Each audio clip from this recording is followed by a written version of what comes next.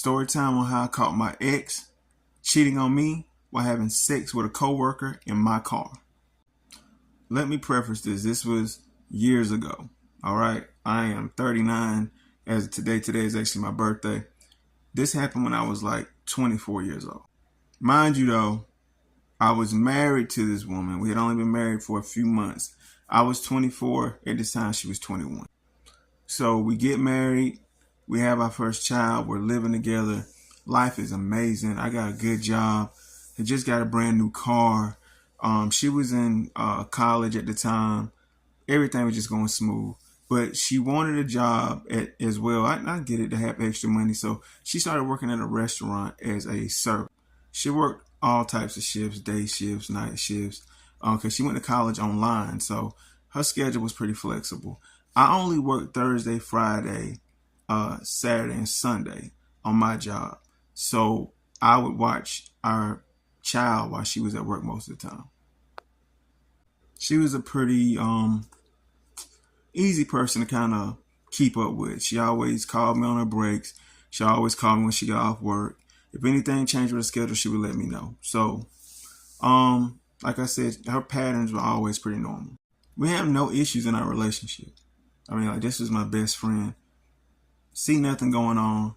But over time, I guess maybe a month or two after she had our child is when she went back to work. And then I started noticing when the patterns start changing with work.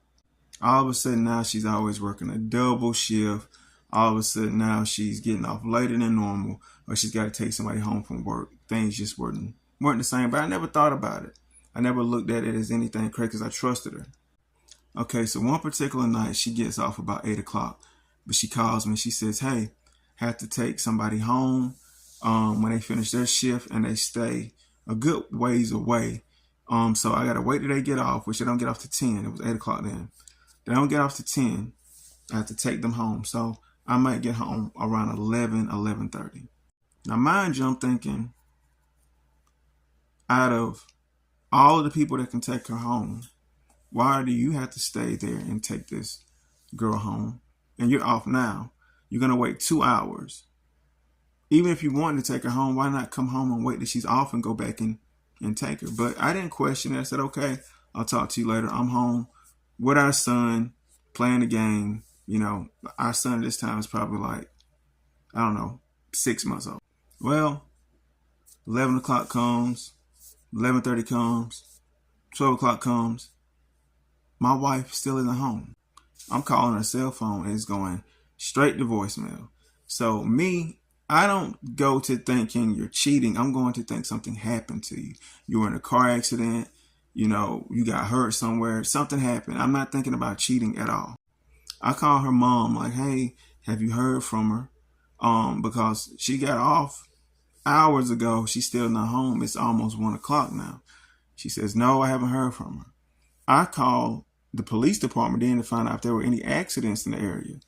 There were no accidents in the area. So now I'm really worried. I had just got a brand new car. I let her drive it that particular day to work. And the car seat was in my car. So I couldn't even get in her car and go look and see if she was okay because I had no car seat. By this time, it's like 1:15, 1:20, and I see the lights hit the window as she's pulling up in the driveway. Now, I had told her when she got off work to stop by McDonald's and bring me something home to eat because there really wasn't anything in the house to eat like that for me that night, or nothing I wanted to eat in particular anyway. So she gets out of the car with a bag of food from McDonald's, and she comes inside, hands me the bag. Doesn't say anything about being like this late coming home. She has an attitude with me though. I said, "Everything straight. I was worried about you." She's like, "Yeah, I'm fine. I told you what I had to do. Blah, blah, blah, blah, blah. Acts like she mad. She goes in the room. I'm going to bed. I'm tired. She gets in the bed, and I stay in the kitchen to eat this food that she brought. Food is ice cold. It is ice cold. I look at the receipt. She got this food at a little after 11 o'clock. It is 1:20, 1:30 in the morning. Where have you been for the other 2 hours and 30 minutes? So now I'm getting suspicious. But I don't say a word. Like I said, she's already upset. I don't know why. So I go in the room, lay down, and it gets weirder after that. In the bedroom, she's already laying down, and we always leave our cell phones on a nightstand. It never fails. We something we just always done. This particular night, I noticed the charger cord going under the pillow. She's sleeping with the phone under her pillow. Number one sign somebody's cheating. I look at this. I'm starting to put all this together. I still don't want to jump the gun. I don't say anything about any of it. I go to sleep. Next morning, I kind of got a little chip on my shoulder. Now I'm a little pissed off because the night just didn't add up. So, you know, I asked her if she want to go get some breakfast. She has to act like she has an attitude still, but we get in the car and we're heading to get something to eat. Randomly, she asked me about a Lil Wayne lyric to a song off a mixtape. Lil Wayne had just dropped this mixtape. And she doesn't even listen to rap like that. And she asked me, like, what does this mean? And I'm like, I tell her, I'm like, why you even asking that? She's like, oh, I heard it in the song. I was just wondering what it meant. Didn't make sense. Remember that part of the story. Well, a couple days go by. You know, same old typical thing. She's going to work. I'm going to work. I'm taking care of the kid. And nothing really unusual was going on at that point. So I think the relationship is seeming a little funny, but I can't put my hand on what's going on. So I planned a weekend to go to the beach with her. You know, I planned everything. I booked the room, bought her new clothes, got her hair done, nails done. Like, this is supposed to be like a romantic getaway for us. She acts pissed off the whole time that we're going on this little mini vacation. So we're going, and we're heading down there, and I pull out my phone and I'm just scrolling Facebook, and I go to her page and look, and she says, when you're headed to the beach, but you really want to be someplace else. What? Now this is bold because we're Facebook friends, and there's no way you didn't think I wasn't gonna see this. I asked her about it. She's like, oh, you know, I just rather be home, sleep. You know, I really didn't feel like traveling, but you know, it's still a nice gesture. Blah blah blah blah. Whatever. Get to the beach, have a decent time. While we're at the beach, we have no sex. We don't do anything. Normally, we're a pretty active couple, you know, a couple times a week, but we're not having sex at this point.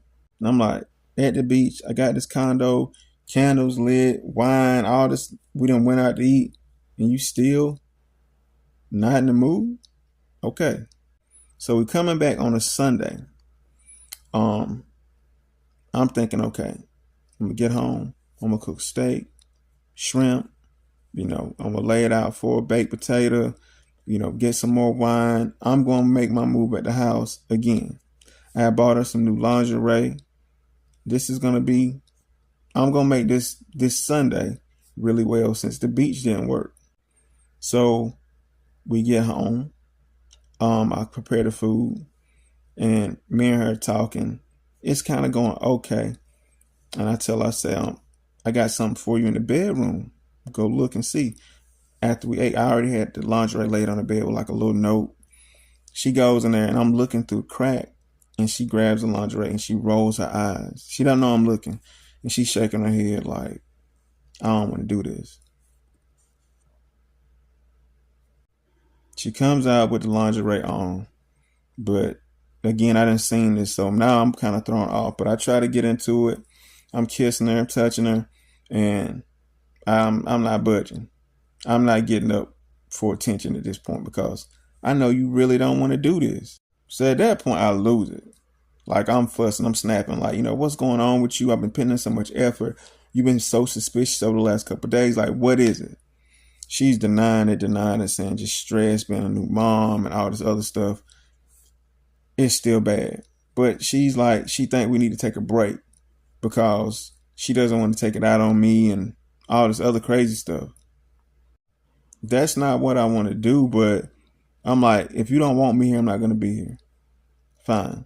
So I pack a couple of my things and I go to my mother's house, leave her home by herself. So I'm staying at my mom's house now for a couple of days. And I just had a suspicion that something wasn't right. I logged into her Facebook. It took me a while. But when I finally logged into her Facebook, I found what I was looking for. I found all of these messages between her and this guy that she worked with. They actually used to go to school together too. She told me about everybody she worked with. She never mentioned this guy's name. And the messages would be when we were together, while we were at the beach, while we were laying in the bed, anytime. Tell him how much she missed him. She can't wait to see him again. And how she could not wait for them to have sex again. She's telling him how it turned her on so much when they were having sex in my car. And that's her favorite place to do it at. This, that, and the third. Now, mind you, I'm getting ready to crash out. But as I read the messages, she was letting him think that me and her weren't really together. She was telling this guy that I just lived in the house with her because I had no place to go. But she had already filed a divorce and me and her were not going to be together. I'm pissed off. I'm mad. I'm snapping.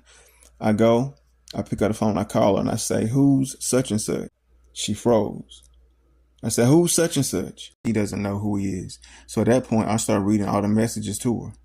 She sounds like she is absolutely losing her mind.